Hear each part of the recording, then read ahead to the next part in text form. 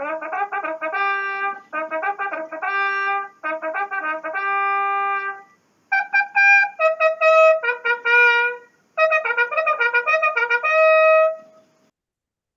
and welcome to the Rally Point with Dominic Fielder, the author of the King's German series, and myself, Rob McLaren, the author of the Joubert series.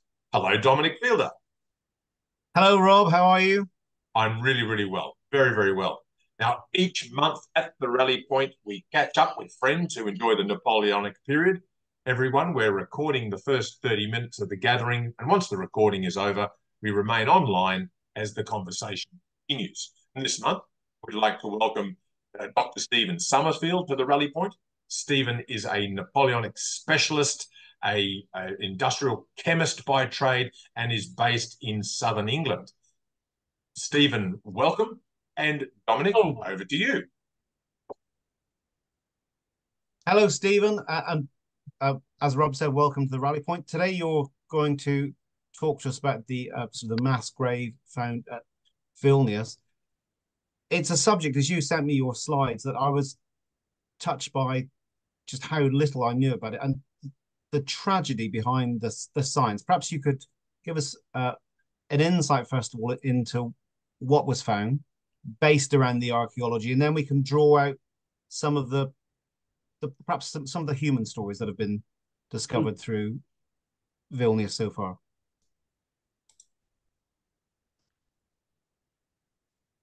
I mean, for me, it's again sort of looking at in context. First of all, we need to actually sort of find where Vilnius is. There is one gentleman in the room that will actually know where it is. The problem that you have trying to actually found Vilnius is because it's been named so many different ways. This is really the access point into the invasion into Russia. And those are not all the different names for Vilnius, but most of them. So you can see that we're mostly sort of going to know it as Vilna or Vilno from the French sources. Right, we're now going to be looking at the archaeology, potentially the anthropology, pathology, and so forth. Right. Vilnius, the war graves, was actually was discovered. It's a former Soviet army base. So again, sort of like there are a lot of other things that were going on that people thought could be the reason for all these graves. So this is a 2001 photo showing what the workers discovered. Initially, they thought it was Jewish, Russian prisoners of war, Polish, Lithuanian massacre, Polish officers like the Catherine massacre in May 1940. And then you've got the Russian NKVD, political prisoners and Lithuanian partisans and so forth. That was the reason why they realized that it was actually Napoleonic. They found that particular 5 franc coin, and it's dated year 13.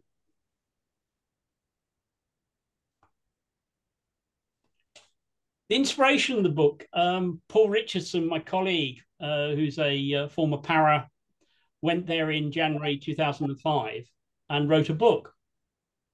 In 2008, he approached Richard Brown of Ken Trotman, my publisher, to actually have it reprinted because it was out of print.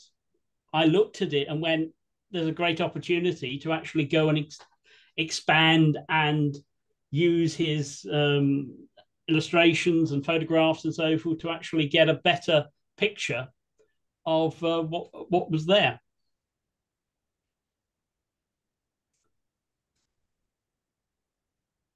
Vilnius, that's a picture of Vilnius between the 6th and 9th of December 1812. You can see the complete chaos, all these different uniforms and so forth, the furs and everything else like that.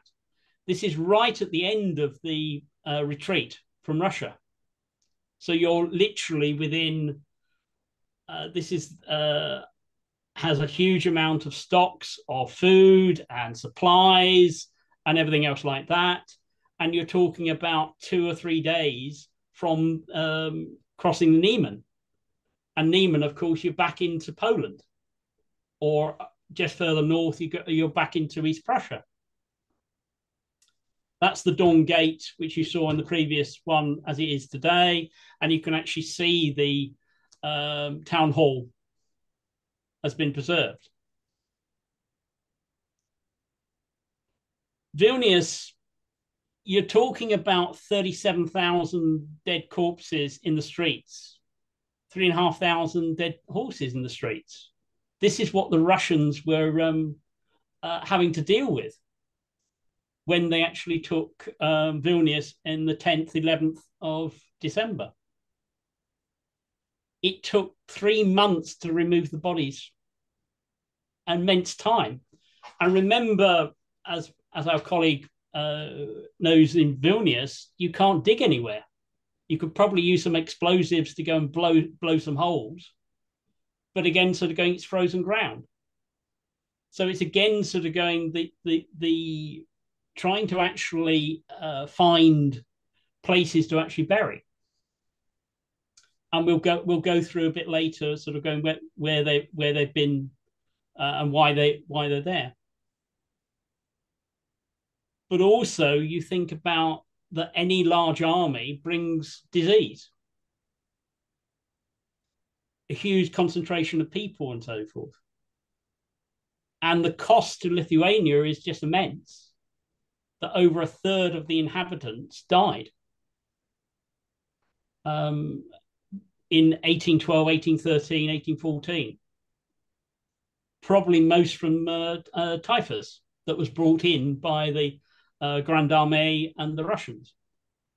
You've got, it's got some details about typhus being found in the teeth or molars. That's how it's identified? Later on, sort of the identification. I can go through that. And again, sort of going, you're looking at these immense numbers. But again, sort of going, you don't really understand the tragedy until you get down to the units and eventually to the men and the officers and the individual stories and so forth. This is Vilnius in 1812. This was where Tsar Alexander was having his ball when he was told that the Napoleon had actually crossed the Niemen. So he scuttled out of here and retreated with his army, and this was the main, in effect, border town for the Russians. So it's a very important place with all the various routes coming in.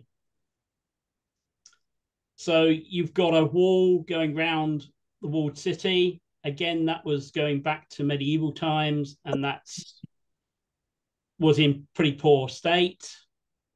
And again, sort of like going to improve that by December, the engineers and the sappers had actually built fortifications around the new bridge here and improved the second bridge and built these redoubts. These redoubts are so important in our story because that's where the bodies were found, in that redoubt. We know that all of these redoubts were filled with bodies. We don't know whether they are still there, they've been built over or anything else like that. There was about 7,000 to 8,000, according to the previous slide, that were actually buried here. We've only found about 3,500 bodies.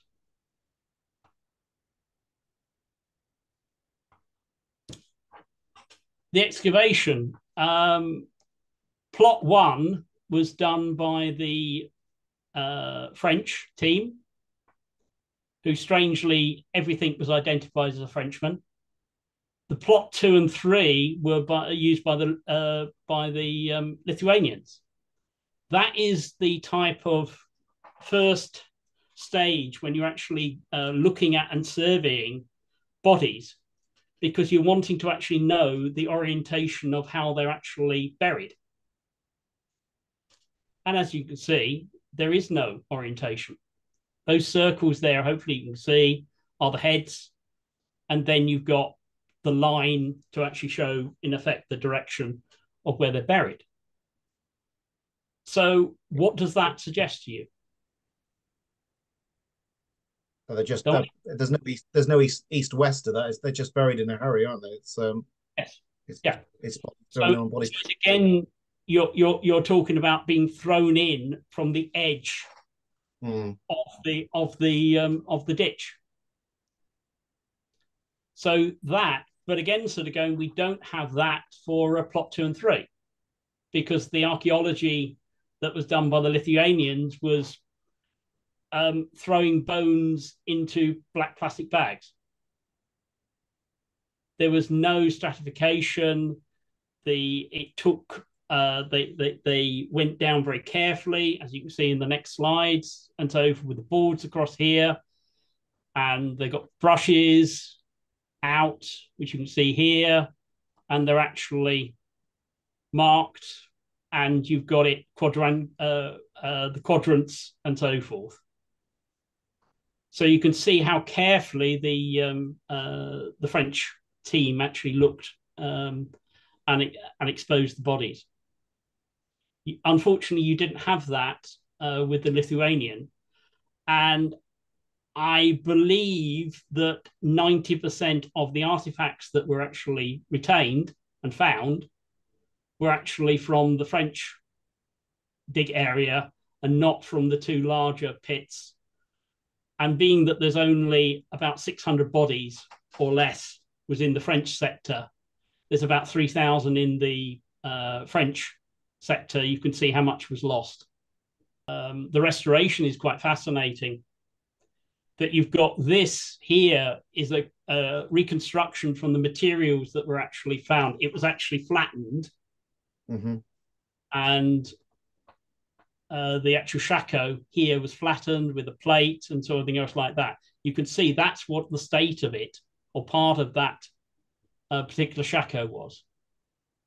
So they're able to put that onto a perspex former with all the felt and the leather here and so everything else like that. So that's sort of fascinating. Again, sort of like I've gone through in the book and identified that you had a whole series of different year type patterns for shakos, as well as shako plates and so forth, going back to about 1800. So that's fascinating. This is the restoring the dolmen. So you can see the buttons on here. So that's again a Hussar dolman. And again, sort of going, we can actually identify the person probably that died there, because we know he died there. We know he was thrown into the pit and so forth. This is the only chasseur cheval de la garde that was actually died in Vilnius from the lists and so forth that we have. So it seems reasonable to suggest that this is actually from his dolmen. So this again sort of going to give you an idea of what the Hussar dolmen that you're actually seeing in front of you is. The other thing was fascinating. Again, you were asking me earlier about sort of going, well, why didn't they strip them? Why didn't they didn't remove the boots? Because you're dealing with an absolutely frozen body. You're talking about -10, -20, even -30 degrees centigrade. The personal objects, for me, are absolutely amazing. Again, sort of going, you forget that the soldier was provided their uniform. Their uniform they wore basically for 2 years. it's again sort of going, it's so important that they were able to actually patch and repair their equipment. I mean, this here is fascinating. Again, sort of like going to look after your musket, you had to make sure that your touch hole and so forth was clean. Yes. So yeah. again, sort of like going, this is the picker, and of course, Yeah. that is copper, because you don't want any sparks, because that's dangerous because of gunpowder. So those are examples of officer combs. These are mother of pearl. So again, sort of going, these you can only collect these. For the last 50 years, it's been illegal to use mother of pearl or new mother of pearl. The other side is fascinating because you've got a mixture of Russian Orthodox crosses as well as Catholic crosses. So you can see that there were the religions and so forth that were present, and that. This here is the copper cross. And again, sort of going, these beads absolutely sort of like bewildered me what they were, until I sent it to my friend Susan Law, one of my co-authors, and she immediately sort of came back, that's a rosary bead. Yeah. And that is actually what it was connected to, was here. Story in the bones. Yeah. So it's again sort of like going, it's no surprise that majority of the people found in the grave were male. But again, sort of like going, you look at the number of females there. I mean, 2.3% is actually quite high when you're looking at sort of going the number of females, vivandiers and so forth per regiment and so forth that were permitted, etc. So that's quite interesting. I mean, again, sort of going, that's the number of complete corpses. Again, sort of like going, there may have been more there, because again, sort of going, what you're doing is trying to actually count the number of bones and trying to actually, in effect, count the number of femurs, because the skull and so forth might be destroyed sort of from it. So that gives you an approximation.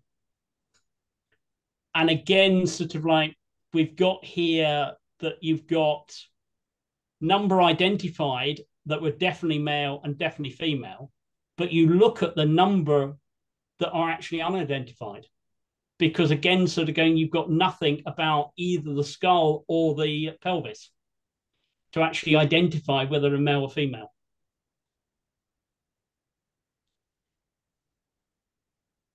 It should have no surprise that the majority of people were between 20 and 29 in age. The number of youngsters here is actually quite surprising. Again, sort of going, you've got 12%, which again, you can see that the young and so forth weren't as robust and so forth to actually, for the rigors of the final retreat. But for me, there was 2 people there that were over 60. So that side's sort of interesting. But again, sort of like going, look at the number, 432. There's a reasonable sample there. But that's 432 out of 3,269. So again, sort of going, those percentages and so forth would change and so forth if you did a full population. That's again a graphical distribution, and you can see here that it's probably nearer a Poisson distribution than a normal distribution. Now, for me, it's always fascinating sort of going, looking at and trying to actually work out, well, who was in which regiment and so forth. Because again, sort of going, in the French army, there were various height regulations. So again, sort of like going, a cuirassier, a carabinier, Imperial Guard and so forth. You're talking about an imposing sort of 5'8", 5'9", 5'10" in size. Remember that 6 feet or 6'3", which is Murat, and so forth, was a remarkable height. It would be somebody, say, of 6'7", 6'8" today. We're about 4 inches, the average and so forth, 4, maybe 5 inches. I mean, again, remember that Napoleon was 5'6" in imperial measures, which is 5 pied 2 pouces in French measures. But if you do the calculation, you'll find he's 5'6", 5'6.5". So I'm just taller than him. So from it, so you can see how short and small you've got the light cavalry and the light infantry. The fascinating story about the light infantry, the voltigeurs, is that Napoleon dropped the height for no other reason that he wanted it would actually access him 30,000 more troops, because people below 5'5", 5'4", and so were exempt from military service. So he could actually drop that. It wasn't really to actually produce in effect, an elite company in the battalions. Pathology. This is an absolutely fascinating area. So much people have made of it, but again, sort of going, there's a lot of dangers associated with, because the numbers that are used. So that's my warning. This to me is absolutely fascinating, that there was less than 6 bones in the 10,000 bones showed any injuries. So you've got pre-mortem and post-mortem. Pre-mortem means before death. Post-mortem is after death. You can see that you've got some healed injuries. You've got examples of the Charleman's disease, which again, sort of going, our dear colleague Rob will probably say about sort of pounding up and down on a horse and so forth, what it does to his back, etc. You've got the deformities of Marchfoot, which again, sort of going, is callousing. You've got the bones and so forth actually showing where they've actually rubbed through, and that. You've only got 2 partial healed traumas. The other one for me is fascinating, sort of going, there was at least 3 people in there that were suffering from syphilis. The method of cure at the time was using mercury. Post-mortem injuries are fascinating because, again, sort of like going, they had to break the bones to get them into the either into the cart or into the grave. You could see possibly up here, you can see that cut there. Yeah. That's actually a cut that's probably from a saber or a sword or something like that to your femur, to your thigh, and that's actually partially healed. So you know that this person has actually, in effect, been in hospital probably for about a month, maybe longer, and so forth, to actually be able to walk again.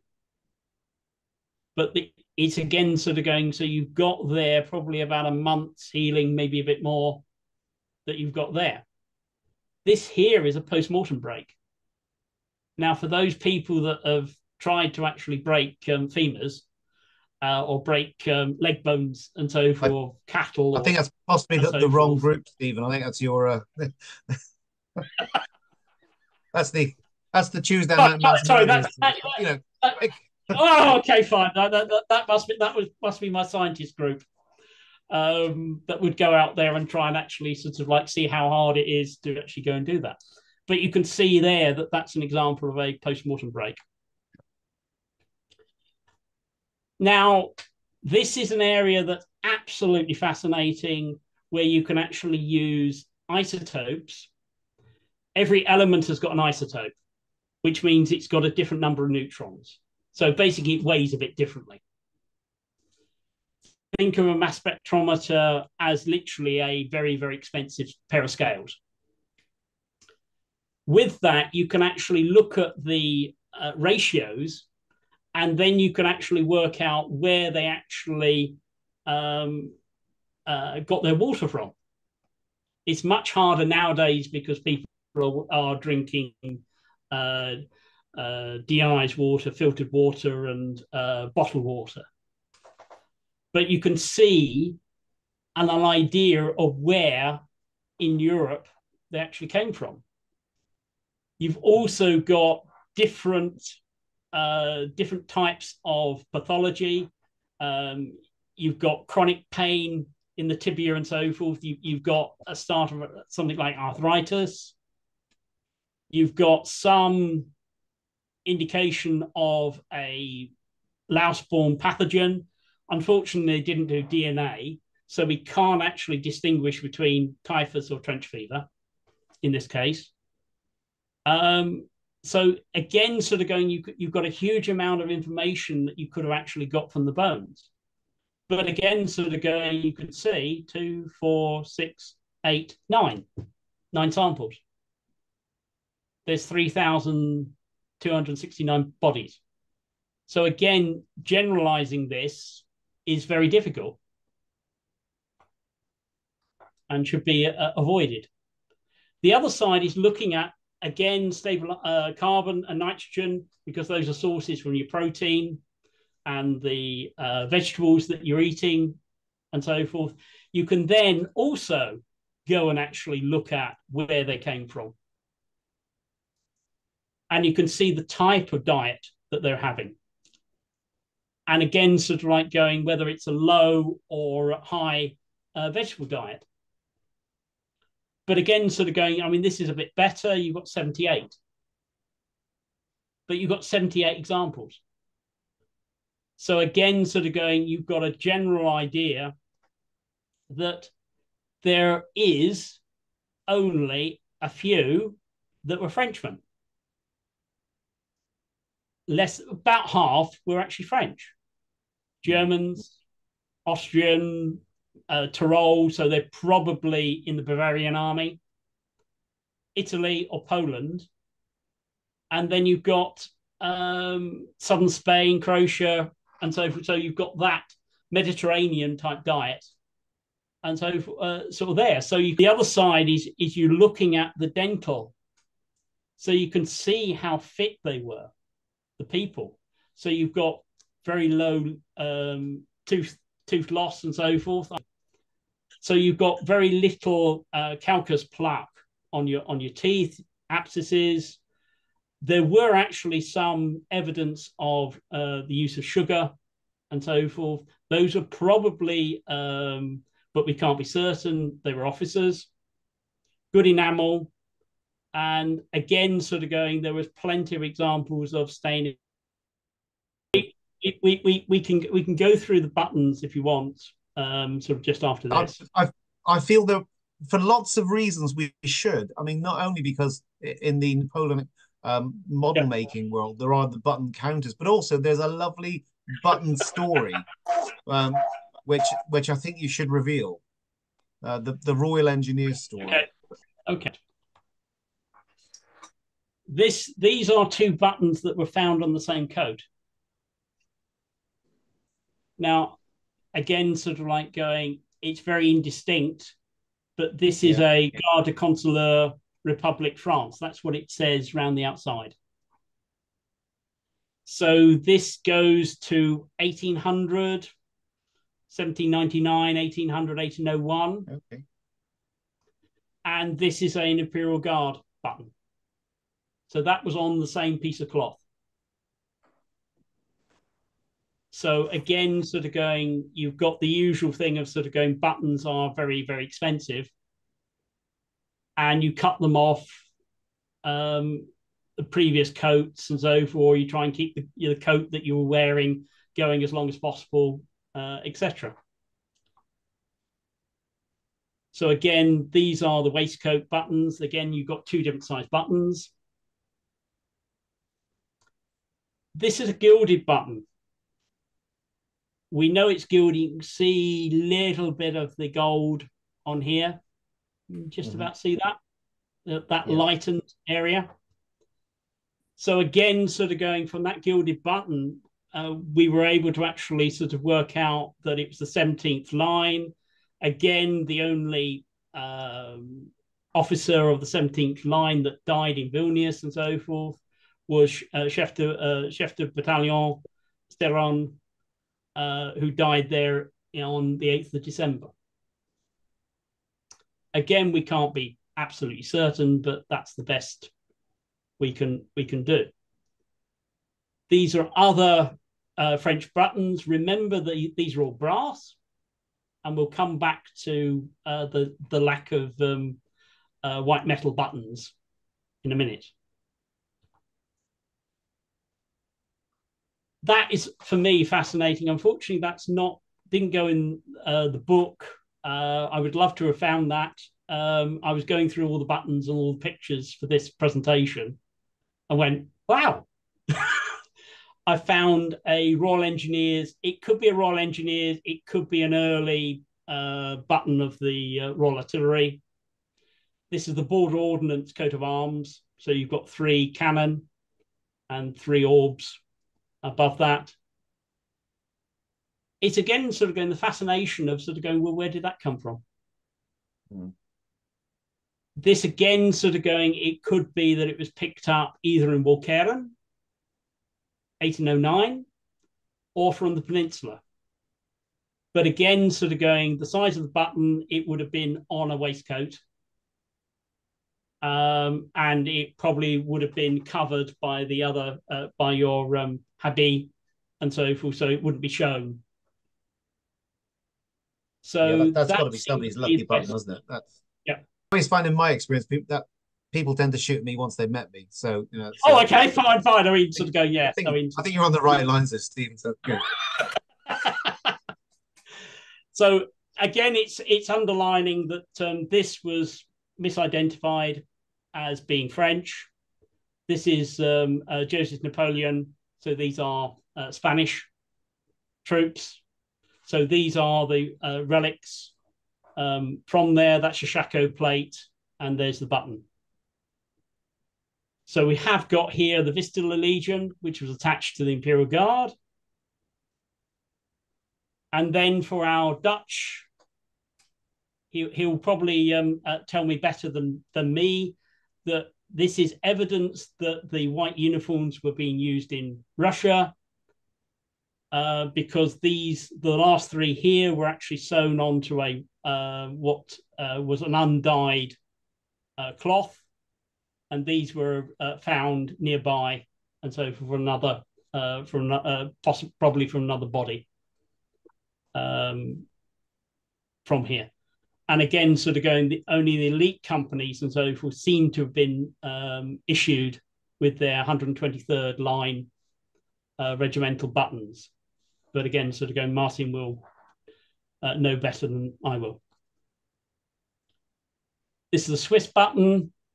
And again, sort of going that there was at least one Swiss found in the grave. We've got Polish. Again, these were strangely identified as French, despite having on the back made in Berlin. So these are buttons made for the Polish army, made in Berlin. This is a bit of chemistry to explain there were no white metal buttons found in the grave. The explanation by the French archaeologists, there were no regiments that had white metal buttons in the grave. Despite we did find accoutrements of cuirassiers, we did find, were actually found there, and other regiments. And we also was found wooden buttons that had over the top, would have had white metal over the top. So this again, sort of like going with a little bit of chemistry, the soils themselves, you're a sandy soil, so it's going to be low pH. So you're now down to pH 5, 5.5, maybe 6, and so forth. And white metal is tin with a bit of lead. Well, the tin dissolves. in acidic soils. It's that simple. So it was there, but it's just disappeared. Right. This is the only white metal button that was found in the grave. Why did it survive? Is it pure silver? Is it? Yes. Or is that? Yeah. Yes, it's silver. Yeah. Silver is a biocide. Again, sort of going, you may have heard of the Romans putting a penny into water to go and sterilize it. And that's the reasoning. That's the reason why it's here, is that it won't dissolve, which again for me was an incredible discovery. Was I discovered a whole load of 1909 pictures of the flags as they were hanging in St. Petersburg. So those are hand-colored illustrations from that were captured. These here were all captured, unfortunately, on the same day. They're all in a cart, trying to save all the colours and so forth. And the Cossacks, unfortunately, raided the column and captured the cart. So all the flags of the Bavarian army were captured, all in one time. Blimey. Again, sort of like going, there are a lot of Polish flags. Very few seem to have been captured according to the Polish accounts. It is most likely they were all in Warsaw, in the cathedral, and they were then taken in 1815, 1816 to St. Petersburg. These are the Cuirassier flags that were captured on the 3rd of December. And again, sort of going, so you're very close to Vilnius. This is showing the various eagles that were present and where they were. This is Partenou's division.